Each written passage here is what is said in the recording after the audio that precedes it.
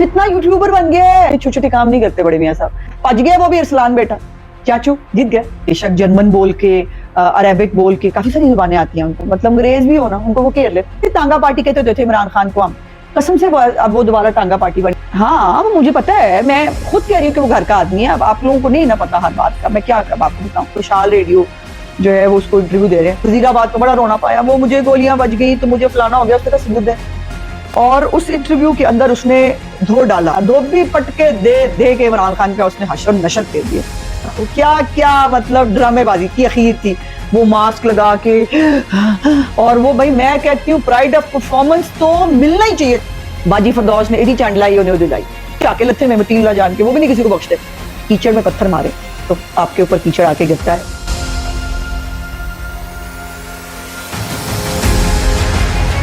बिस्मिल्लाहिर्रहमानिर्रहीम। Today with Bukhari के आज के व्लॉग के साथ हाजिर खिदमत हूँ और उम्मीद करती हूँ कि आप सब अच्छे भी होंगे। और ईद की जो है वो छुट्टियों के बाद आज चूँकि पहला दिन था तो बहुत सारी सियासी बातें हैं जो इकट्ठी हो गई हैं, उसके ऊपर बात करते हैं और होपफुली ये अच्छी गुजरी होगी। सबसे पहले तो एक अच्छी खुशखबरी जो ईद के दिनों में पाकिस्तान को मिली, जो एक आईएमएफ प्रोग्राम के हवाले से थी कि जिसमें पाकिस्तान को स्टैंड बाय मुआहदा जो है वो करने में वो कामयाब हुआ, जिसके ज़रिए $3 अरब के करीब जो है वो पाकिस्तान को मिलेंगे। और ये सिर्फ $3 अरब नहीं है, इसको ये समझने की ज़रूरत है कि इसके साथ बहुत सारी बैरूनी सरमायाकारी अटैच्ड है।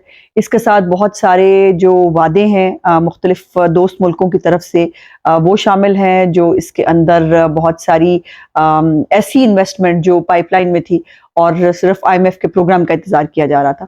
तो ये इस तरह जो है ये आईएमएफ का प्रोग्राम एक बड़ी खुशखबरी है पाकिस्तान के लिए कि पाकिस्तान में अब जो बैरूनी सरमायाकारी है उसके रास्ते खुल गए हैं और चाचू जीत गए।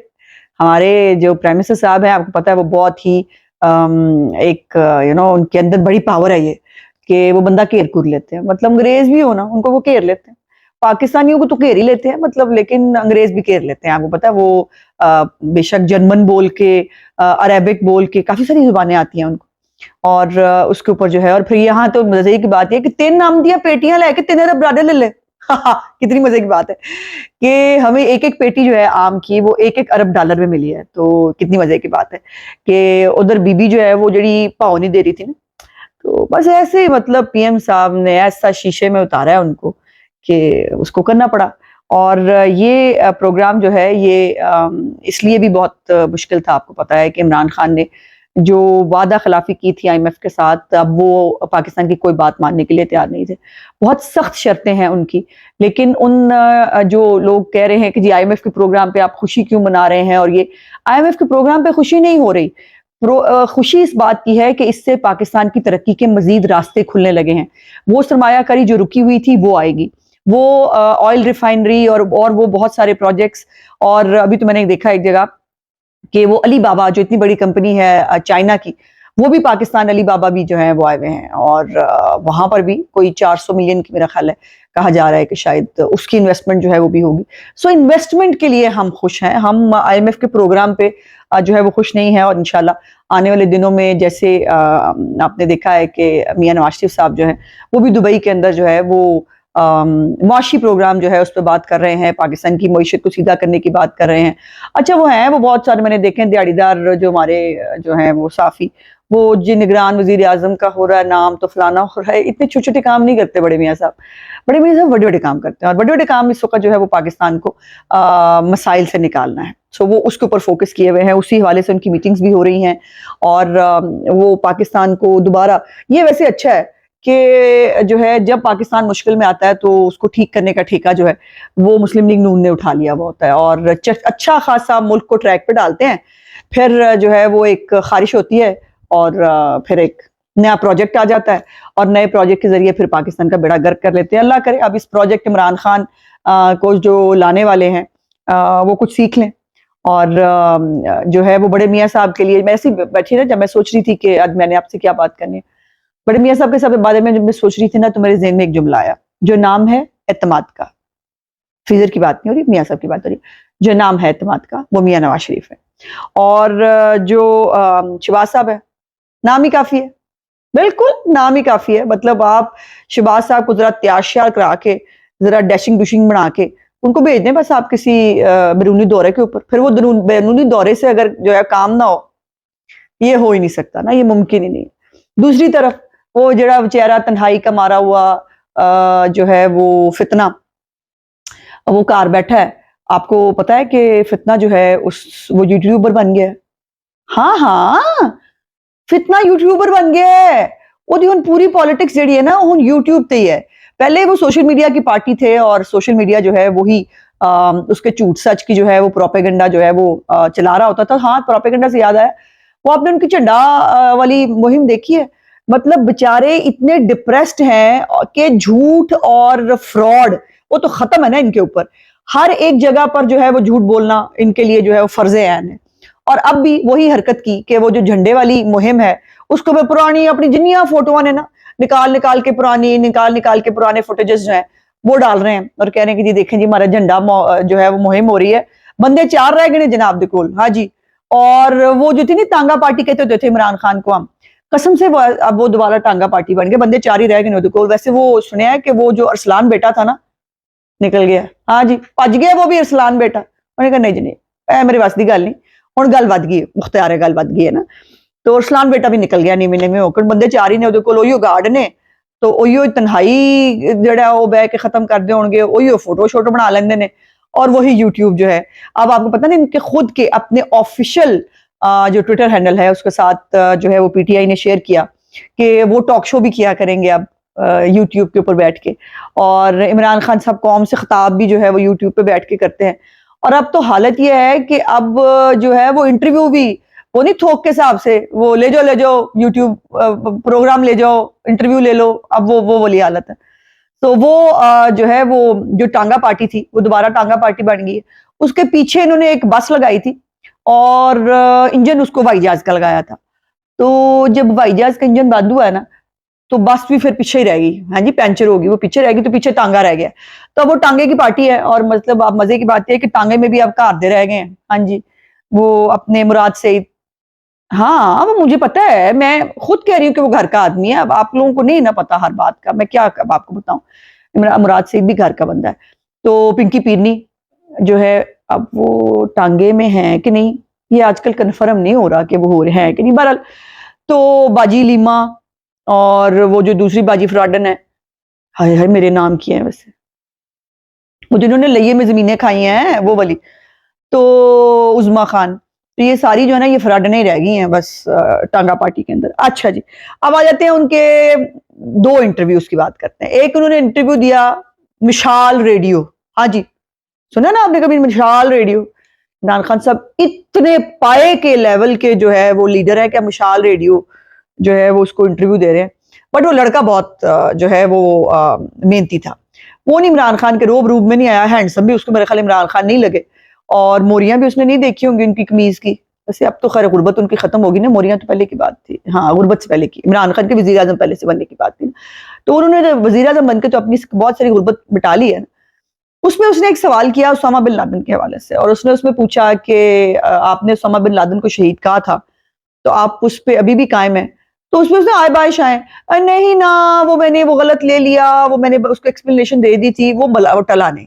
उसने कहा चलो ठीक है आप अभी दोबारा एक्सप्लेनेशन दे दें, आप दोबारा क्लैरिटी दे दें। तो पहले उन्होंने जो है जमीन को देखा, फिर उन्होंने खलाओं में घूरा, कोई मौकल काम नहीं आया। तो मैं कहा छोड़े छोड़े आगे बात करें, आगे बात करें, अंदाजा लगाएं इस आदमी की मुनाफकत का और इसके झूठ का। वैसे यकीन माने बंदा ये सामने एक सही वाला जर्नलिस्ट बात हो ना ये इंटरव्यू नहीं दे सकता। और इसको जो है ना वो मैनेज्ड इंटरव्यू मैनेज्ड प्रोग्राम जो है वो करने की आदत है। जब जब इसने और इंटरनेशनल मीडिया के ऊपर इसने जब जब इंटरव्यू दिया है, वो याद है आपको वो एक खातून को, कौन सा चैनल था, CNN था शायद गालिबन अगर मैं गलत नहीं हूं तो, वो उस खातून को भी इसने इंटरव्यू दिया, उसमें इसने वो वजीराबाद का बड़ा रोना पाया, वो मुझे गोलियां बज गई तो मुझे फलाना हो गया। उसने कहा सबूत दें। तो अगे भजन के पास सबूत होंगे तो देंगे ना, वो झूठ चाली उसका चल जाता है पाकिस्तान में, बाहर भाई नहीं चलता, बाहर अंग्रेज बहुत होशियार हो गए हैं आजकल। तो वहां पर भी वो फड़े गए थे। सो वो बहुत सारी क्लिप भी लाइन है इमरान खान के जिस इंटरव्यूज में वो फड़े जाते हैं। फिर दूसरा एक इंटरव्यू जो है वो उन्होंने एक और MSNBC एक जो है वो CNBC जो है वो एक इनका चैनल है, एक इंटरनेशनल चैनल है, उसने इंटरव्यू किया और उसमें मोहम्मद मेहदी मेरा ख्याल है गालिबन मुसलमान है, उन्होंने इंटरव्यू किया और उस इंटरव्यू के अंदर उसने धो डाला, वो गाना है ना धो डाला, नहीं गाना धो डाला नहीं है, गाना दूसरा है, मैं बता रही हूँ धो डाला, उसने धो डाला, धोबी पटके दे दे के इमरान खान का उसने हशर नशर फेर दिया कि वो कह रहा है बड़ा जुल्म हो रहा है। उसने कहा आपने अपने दौर में नहीं किया, वो मेरी आवाज नहीं दिखाई जा रही, उसने कहा कि आपने अपने दौर में नवाज शरीफ की आवाज नहीं बंद की थी। वो जर्नलिस्ट के ऊपर बड़ा जुल्म हो रहा है, उसने कहा आपके दौर में जो है वो लोगों को गोलियां लगी, आपने वो, मतलब कौन सा ऐसा उसका झूठ और मुनाफकत नहीं थी जो उस जर्नलिस्ट ने जो है वो एक्सपोज नहीं की। तो इमरान खान मार वैसे इको ही इंटरव्यू किया, अगर कोई सही वाला इंटरव्यू से ले, ये जो टाइगर साफी हैं उनके इंटरव्यू की तो बात ही नहीं हो रही ना, ये मतलब सही वाले साफी की बात हो रही है।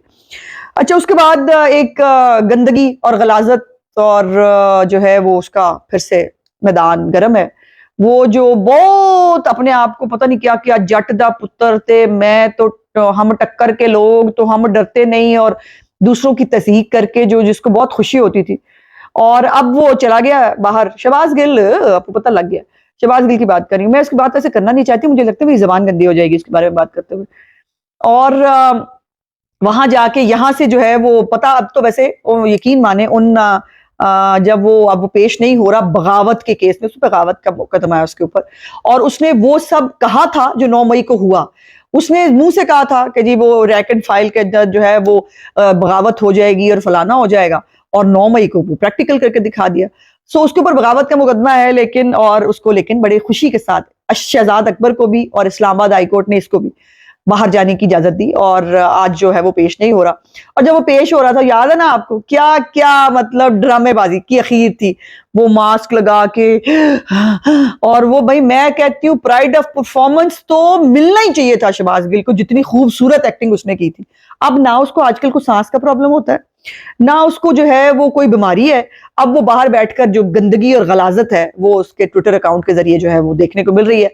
पहले तो वो टकरा फरदौस बाजी को, और फरदौस बाजी ने जो है वो कहा कि ये अमेरिकन जो है एजेंट था और ये पाकिस्तान की बातें बाहर कहता था, तो इसमें तो कोई गलत बात नहीं थी।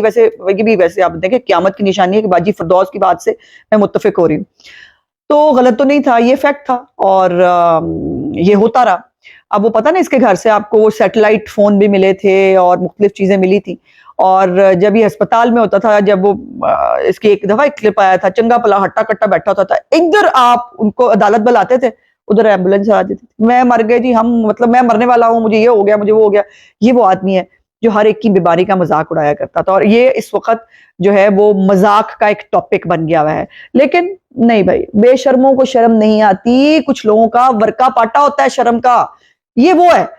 तो बाजी फरदौस को टकरा, बाजी फरदौस ने इदी चांड लाई, उन्हें दिलाई, बट उस तो बाद फिर ये टला नहीं, ईद वाले दिन भी नहीं टला, और ईद वाले दिन उसने कोई, और बल्कि एक उसने ट्वीट भी किया है, पता नहीं क्या, बहुत गंदी सी गाली देकर जो है वो कुछ कहा है कि नहीं, कुछ इस टाइप का ट्वीट था। अब वो पता नहीं किसको कहा था, मुझे तो लग रहा था शीशे के सामने खड़े हैं और कोई अपने आप को लिख दिया कुछ उन्होंने, मुझे तो वैसे बाय द वे ये लगा। तो फिर उन्होंने मतीउल्लाह जान को टक्कर गए, वो भी आगे मतीउल्लाह जान है, वो मतलब उनका भी आपको पता ना, वो एक वो होता ना चाके लत्थे में मतीउल्लाह जान के, वो भी नहीं किसी को बख्शते। तो काफी जो है वो एक दूसरे की खातर जो है वो की। लेकिन मैं चूंकि शहबाज गिल के साथ बहुत सारे प्रोग्राम्स भी कर चुकी हूँ, इसकी फरौनियत, इसका तकब्बुर, इसको उसको हम भुगत चुके हैं। सो जो मर्जी कह लिया जाए, उस आदमी को कोई फर्क नहीं पड़ता, और ये वो सही एग्जाम्पल है कि आप कीचड़ में पत्थर मारे तो आपके ऊपर कीचड़ आके गिरता है। इसलिए इस आदमी की किसी बात को हम में से कोई रिस्पॉन्ड नहीं करता। मेरा आज का व्लॉग देखने का बहुत बहुत शुक्रिया।